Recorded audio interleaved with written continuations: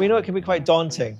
You pass your bike test and you're thinking, I'm going to go out there and I'm going to buy my first motorcycle. But there's so much choice out there, so many different prices, so many different types of bike.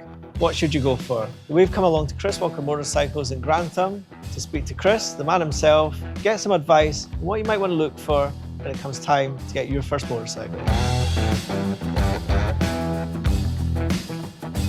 So Chris, you've got a massive selection of motorcycles in here. Thinking to buy my first bike. It's quite an overwhelming selection. What should I be looking for?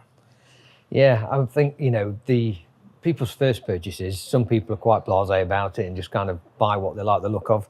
Other people, they sort of acknowledge a bit more that it is probably one of the biggest bike purchases you'll ever make. But the issue you've got as a first-time buyer is you have got a vast choice. That's not just from Kawasaki, it's all your Japanese brands plus your European ones as well. And of course, you start out from a 125 depending on your age, then Kawasaki have jumped straight up to a 400, then you've got a 500, 650.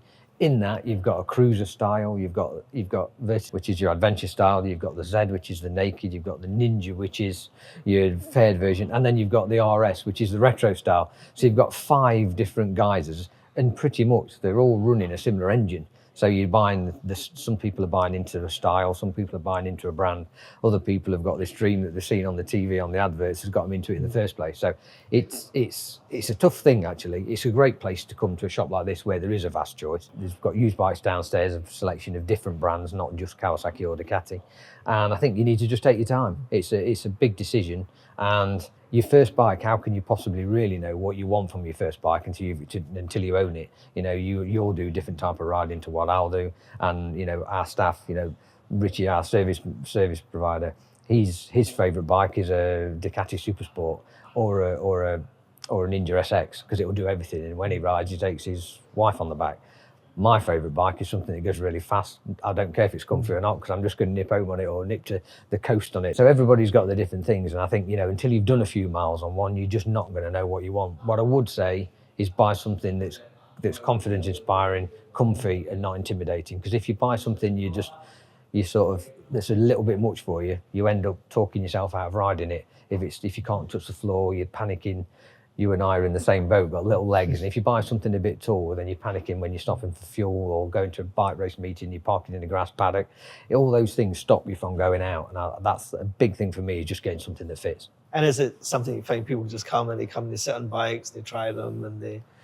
Yeah, I mean, we try and get them to sit on a few. Not everybody wants like a Vulcan S. I love a little Vulcan S, but not everybody wants a foot forward riding position. It's a bit like if you've already had bikes previously, it's a bit like jumping out of a manual car into an auto. It takes a bit of getting used to a different driving position. And so, not everybody wants a cruiser. The adventure bikes, if you've got to carry luggage, they're a great bike for that because they accommodate panniers or a top box really easily. I always think getting to sit on a few different ones, some you instantly feel more at home with. Some people find a fairing a little bit sort of intimidating because when you move the handlebars, it doesn't move. When you move the steering wheel in your car, the screen doesn't move in your dashboard, but they sort of can't get their head around it. Other people, they don't even notice. So, there is something for everybody. So your budget's everything. Buy the best you can for what you can afford, and if you can afford a new one, you get Kawasaki 4 years warranty with it. Nothing's going to go wrong with it. Servicing costs are minimal. It's a great place to be. If you're paying a monthly payment and you buy something like these, you've got 4 years of trouble-free biking really, which is exactly where you need to be. Gain experience, get yourself out there and enjoy riding. So a lot of people, when they ride motorcycles, they start off with something small and then they sort of see it as a bit of a riding career where they work up the ladder. Is that something that you're noticing, that people maybe start at 400 and then they work their way up? Yeah, I think so. Probably more so than in the days of old. I'm really old. I'm in my 50s, so you could pretty much pass your test on a proper sized motorbike, and within weeks you could get yourself the biggest thing out there, and you tended to. So if you start that journey or career, as you call it, from little 125 maybe to pass your test, and if you're younger, a 400 if not, and then you go from 400 to a 650 and then maybe onto like a Z900. It's quite a nice progression, to be fair. You're gaining experience all the time. You're a much safer, better rider than by the time you get onto something that's a bit more brutal, and I think you then enjoy it more because you're more confident. And I think we see the market. I mean, I'm also in my 50s, and I've been through the thing where you get big bikes and stuff, but I probably get as much, if not more, satisfaction riding small bikes as well. Is that something you're finding, that people are maybe not as necessarily wanting to get on big bikes now? I don't think it's as important as it used to be, because the smaller bikes produce good power, they perform well, And actually, there's, like you said, there's a lot to be said for being the boss of what you ride, as opposed to being on a big bike and it being a bit daunting. And of course, the manufacturers are accommodating that really well. Like Kawasaki have brought out the new, the ZX4RR back again after all these years, a little high revving 400. Yamaha with the R7, looks like an R1, but you can insure it and it's fun and it's affordable.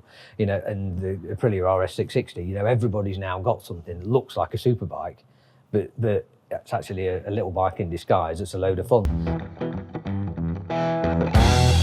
So as we had a look at some of the new bikes that you've got, but you've got a small selection of second-hand bikes as well here.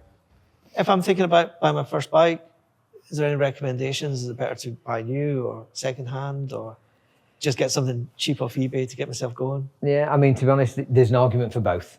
And if you know it's going to be a stepping stone bike, if you're going to be in and out of the bike, you think relatively quick, then you can't beat buying a used one because it's already done its depreciation. And as long as you buy a nice one from a reputable place, like somewhere like this or any of the bigger shops, it's going to come with, either the remainder of the manufacturer's warranty or the shop warranty when they sell it anyway. So you shouldn't, in theory, have too many problems. Buying things off eBay secondhand, it's never easy, is it? If you buy it from a dealership, it's at least had a vehicle health check, so pretty much it's safe to use. But there is some great deals on used bikes because the manufacturers are throwing everything at the new bikes because there's been a bit of a lull last year. Pre-registers, as we've just talked about amongst ourselves, there's a lot of those around, so that's driven the new prices down. So second-hand bike prices reflect that. The gap has to be the same. So if you're saving £2,000 on a new one, your used ones come down a similar amount too. So there is some great ones around. You just have to be a bit careful. I'd still say, fall on your sword and pay a bit extra and buy from a dealer, because you're going to have if you're just getting into biking and you think it's going to be what you want to do lots of, the sooner you get a relationship with a shop or two, to sort of help steer you while you're on your biking journey, I think it's the sooner you get into that, the better, really. So buy the best you can, I suppose, what you're saying. And it sounds like, for all there's a little bit of negativity around in 2025, it sounds like a great time to buy your first motorbike. There's some great deals out there. It's great. It really is. I think if you go to the right dealer and get the right advice, you can end up with a mega deal, new or used. Awesome. Well, it sounds like if you're thinking about getting into bikes, now is as good a time as any. Thanks, Chris. Appreciate your time. Thank you, mate. And hope you have a great year. Thank you. Thank you.